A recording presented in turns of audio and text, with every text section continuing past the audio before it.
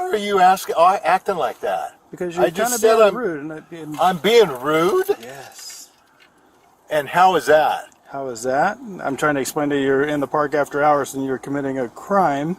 That's a crime? It is. Remember that case where the 62-year-old grandpa, Kevin Hinton, was driving with his pet cockatoo on a road trip to go meet his new baby granddaughter, and then he gets tired and he pulls into a public park in Spokane, Washington, and he tries to take a nap in his car. But then Spokane, Washington police officer Clay Hilton shows up and he starts to harass him. Turn around, face the car. Turn around, face the car. Don't put your hands on me, pal. Listen. You are going to get hurt.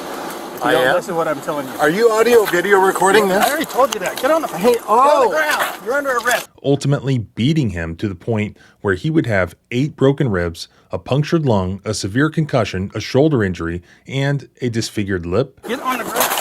Get on the ground. Jesus Christ. What part of that? You understand? I originally made a video about that one all the way back in October of 2023. And this will continue to happen if those responsible are not held accountable for their actions. Then I made an update video on it in December of 2025. Sergeant Hilton has not only been fired, but is now facing federal criminal charges. The criminal charges against Hilton just recently went to a jury trial, and it's probably not what you were expecting. He was found not guilty. But it's not over yet. Let's go through it. What part of that did you not understand? I didn't do anything. The cases that stay with me are the ones where the damage was done before anyone knew to fight back. By the time they understood their options, it was too late. Medicare has the same structure. People trust that their Medicare broker has their best interests in mind, and unfortunately, that isn't often the case. In fact, the DOJ filed a massive fraud complaint alleging that the largest brokers in the country were steering seniors to the plans that paid them the highest kickbacks as opposed to the plans that were right for the seniors. That's why Chapter is important. They are the Medicare advocates that I trust because Chapter is the only advisor that compares every Medicare plan nationwide, and their advisors are independent, unbiased, and salary-based. They work for you, not big insurance. If you're already on the right plan, they'll tell you. If not, they'll help you switch. The call is free and they can review your options in about 20 minutes. So call Chapter at 215-876-8603. Again, that number is 215-876-8603. Navigate Medicare with the advocate that you deserve. Now back to the video. It was around 10:30 p.m. on August 14th, 2023. 62-year-old Kevin Hinton was on a road trip, returning home from meeting his brand new baby granddaughter in Oregon. He was too tired to continue driving, he couldn't keep his eyes open, and so he pulls over into a public parking lot at Terrace View Park in Spokane, Washington, to take a nap. He has his pet cockatoo with him, and he grabs a pillow, and he turns on a movie to help them fall asleep. At around 11:45 p.m., he gets awakened by the arrival of Sergeant Clay Hilton with the Spokane County Sheriff's Office, and within 3 minutes of Sergeant Hilton's arrival, Kevin would be seriously injured. Hilton shined a flashlight into the window of Kevin's Audi, and he told him that he was committing a crime by being parked in a park after hours. It's a crime to be in the park after hours. This is considered a park. As it turns out, it wasn't a crime. A review by Spokane police officials later determined that at most this was a civil infraction, not a crime.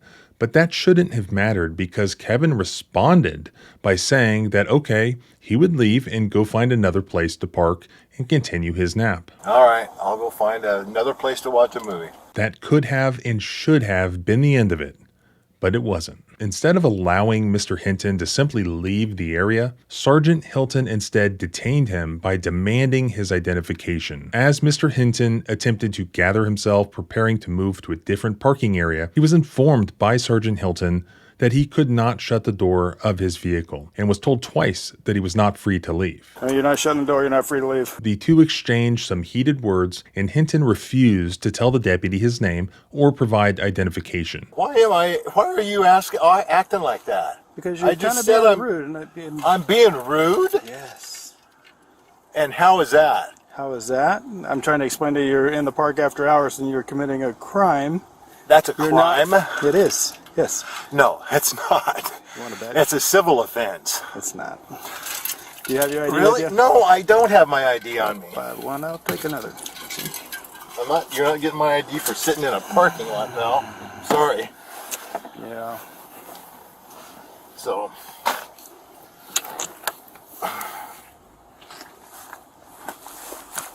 Whose car are you in? Pardon me? You're not shutting the door on me. And then 3 minutes later, the deputy yanked Hinton out of his car by his legs and hit him multiple times while ripping his shirt and knocking out his false teeth. You're under arrest. Get on the ground! Why are you doing this, man? What the f***, man? Look at the what he did! I didn't do anything! I'm pulling this way. I'm pulling this way. On your stomach. Okay. You're on your stomach. Okay, okay. I will, I promise. Get out. Okay, okay. Ouch! Oh, guys, please, please.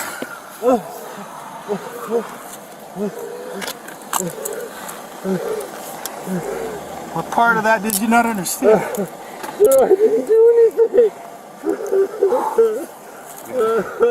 You hit me so many times. Why? Why did you hit me? Because you weren't listening.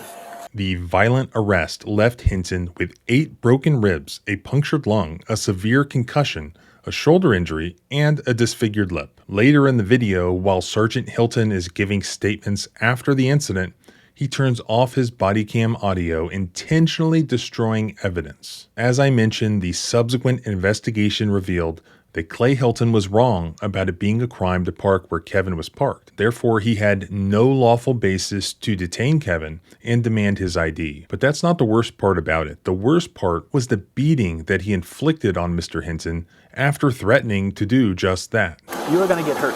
If you I don't am? listen to what I'm telling you. Are you audio video recording I this? already told you that. Get on the Hey, Get on the oh! ground. As a result, Sergeant Clay Hilton was eventually fired from the Spokane Police Department.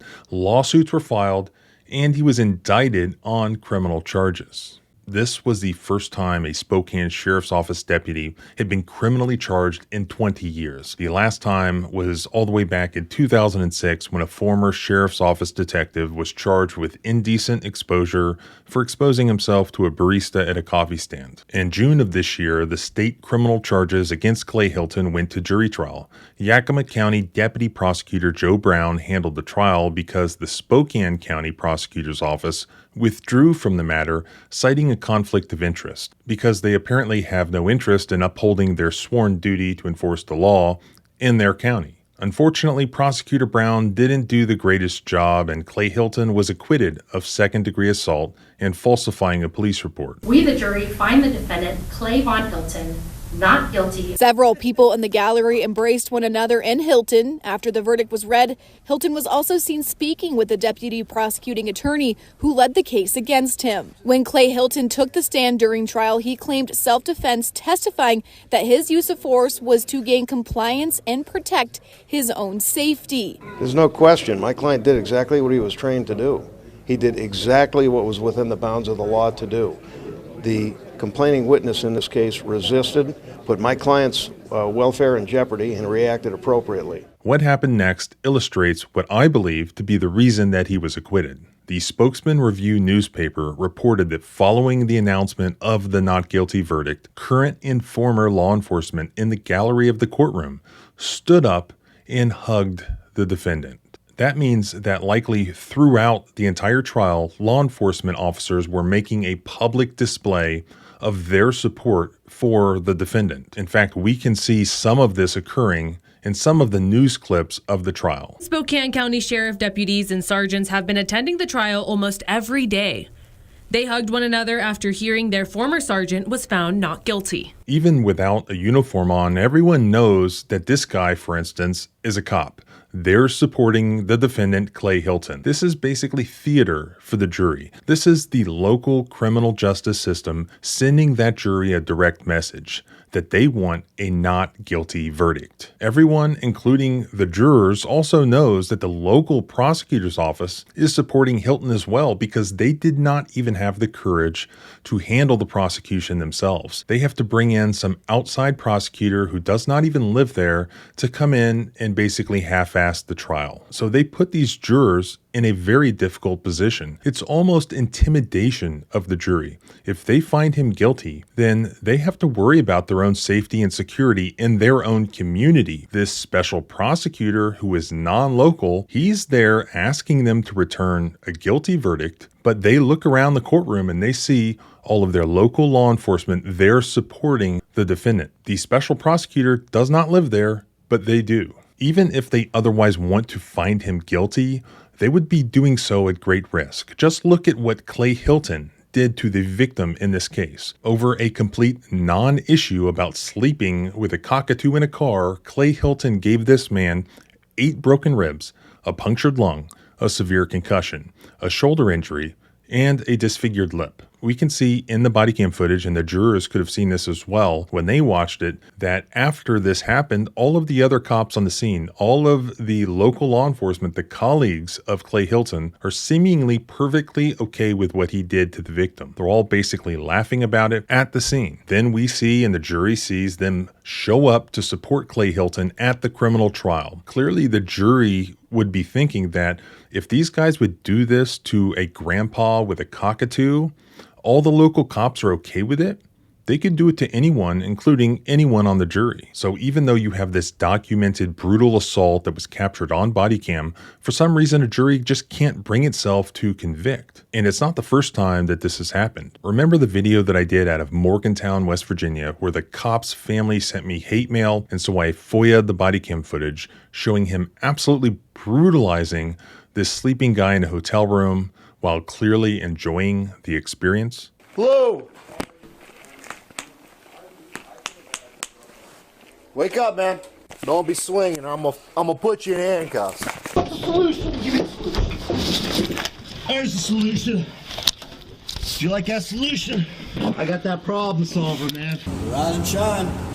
Sit. Yes, sir. That guy was indicted by the feds, taken to trial, and ends up getting acquitted, despite the terrible footage of what he did that showed beyond any doubt that he violated that man's constitutional rights. As I explained in that video, the only explanation for how that happened was the fact that the guy's colleagues, including law enforcement leadership, showed up at the trial to support him and even testified on his behalf to the jury. What was the jury supposed to do? Same thing here. It would be the rare jury to vote for conviction in the face of this seeming intimidation by their own sworn local law enforcement sitting there in obvious support of the defendant. But it's not over yet for Clay Hilton. He was acquitted of the state charges, but he was also indicted federally. While Clay Hilton was found not guilty on the state charges, he still is facing federal charges from that night. 2 years after the incident, a federal grand jury indicted Clay Hilton for deprivation of rights under color of law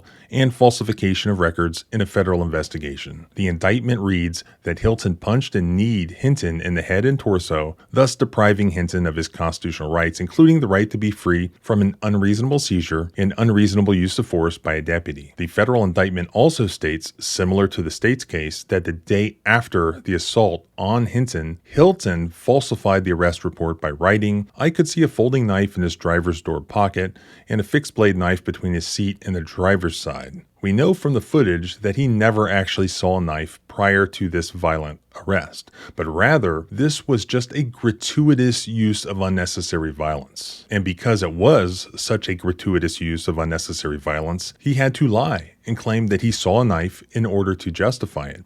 Everybody knows that it was a lie, but it gives him something, some excuse to bring to a jury. Now combine that with the supportive presence of law enforcement.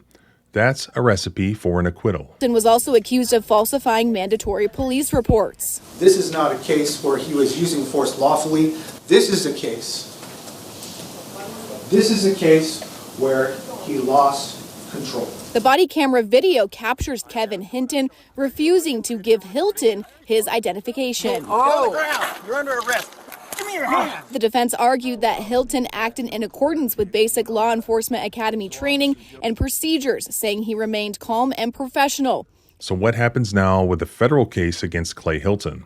It was set for a federal jury trial for October of this year, but now that he was acquitted in state court, his lawyer has moved to continue that trial to February of next year. Federal prosecutors apparently did not oppose the request for that continuance. The federal trial for Clay Hilton was pushed back now per his request to the court to February of 2027. So this will now give Hilton's lawyers time to engage in a bit of legal gymnastics, presumably designed to pressure federal prosecutors to drop the case. Basically, they asked for more time to review the state's trial transcript and explore issues of collateral estoppel, a legal doctrine that precludes a party from reintroducing an issue once it's already been ruled upon by a previous court. He's also asked to explore issues of double jeopardy, according to the court documents. Will Clay Hilton be able to escape the federal charges as well? We'll have to wait and see what happens, but this goes to show exactly how this is done. Just imagine somebody breaking the law, being charged, and then for whatever reason, local law enforcement officers and prosecutors just cannot bring themselves to having the law enforced against one of their friends. And so they actively get involved and try to intimidate the jurors into an acquittal. This is probably the reason that no deputy there had been charged with anything in 20 years. Because laws are for us, not them. They think that they get to break the law and not be held accountable. And so far it's working. But like I said, it's not over yet. The best thing that you can do is to spread the truth. And you can do that by sharing this footage. Because while they can intimidate a jury in a courtroom in their jurisdiction, they can't intimidate all of us. I'll let you know when I hear an update on the federal case, and you can follow along by subscribing both here and at the blog at thecivilrightslawyer.com. You can follow me on X and the other socials at JohnBryanESQ. Remember, our rights don't end where your fear begins. Freedom is scary. Deal with it.